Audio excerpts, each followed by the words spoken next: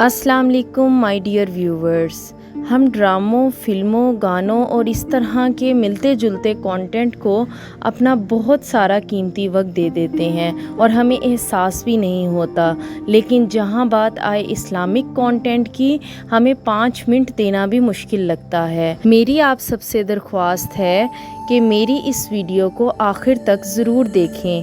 ہو سکتا ہے کہ یہ چند منٹ کی ویڈیو آپ کی زندگی پر ایک اچھا اثر لائے اور ہماری دین سے دوری کچھ کم ہو جائے۔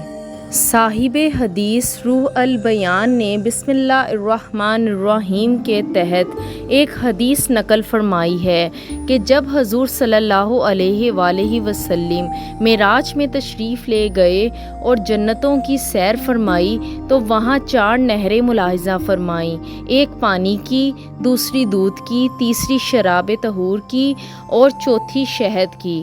جبریل امین علیہ السلام سے دریافت کیا، یہ نہریں کہاں سے آ رہی ہیں؟ حضرت جبرائیل علیہ السلام نے عرض کیا، مجھے خبر نہیں۔ دوسرے فرشتے نے کہا، ان 4 کا چشمہ میں دکھاتا ہوں۔ ایک جگہ لے گیا، وہاں ایک درخت تھا جس کے نیچے ایک عمارت بنی ہوئی تھی اور دروازے پر قفل تالا لگا ہوا تھا اور اس کے نیچے سے یہ 4 نہریں نکل رہی تھیں۔ ارشاد فرمایا، دروازہ کھولو۔ عرض کیا، اس کی چابی ہمارے پاس نہیں بلکہ آپ کے پاس ہے، یعنی بسم اللہ الرحمن الرحیم۔ حضور صلی اللہ علیہ وسلم نے بسم اللہ الرحمن الرحیم پڑھ کر قفل کو ہاتھ لگایا، دروازہ کھل گیا۔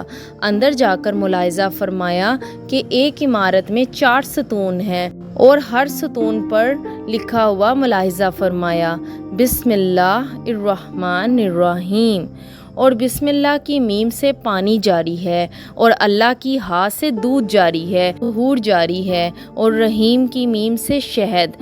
اندر سے آواز آئی، اے میرے محبوب، آپ کی امت میں سے جو شخص بسم اللہ الرحمن الرحیم پڑھے وہ ان 4 کا مستحق ہوگا۔ رحمت اللہ نے تفسیر کبیر میں لکھا ہے کہ ایک مرتبہ حضرت عیسیٰ علیہ السلام کا گزر ایک قبر پر ہوا جس میں میت کو عذاب دیا جا رہا تھا۔ دوبارہ وہاں سے گزر ہوا تو دیکھا کہ قبر میں رحمت کے فرشتے ہیں، عذاب کی تاریکی کی بجائے وہاں اب مغفرت کا نور ہے۔ آپ کو تعجب ہوا، اللہ تعالیٰ سے اس عقدہ کو حل کرنے کی دعا کی تو اللہ نے ان کی طرف وحی بھیجی کہ یہ بندہ گناہ گار تھا جس کی وجہ سے مبتلا عذاب تھا۔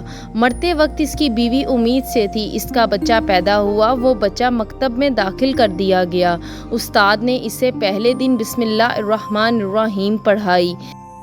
تب مجھے اپنے بندے سے حیا آئی کہ میں زمین کے اندر اسے عذاب دیتا رہا جبکہ اس کا بیٹا زمین کے اوپر میرا نام لیتا ہے۔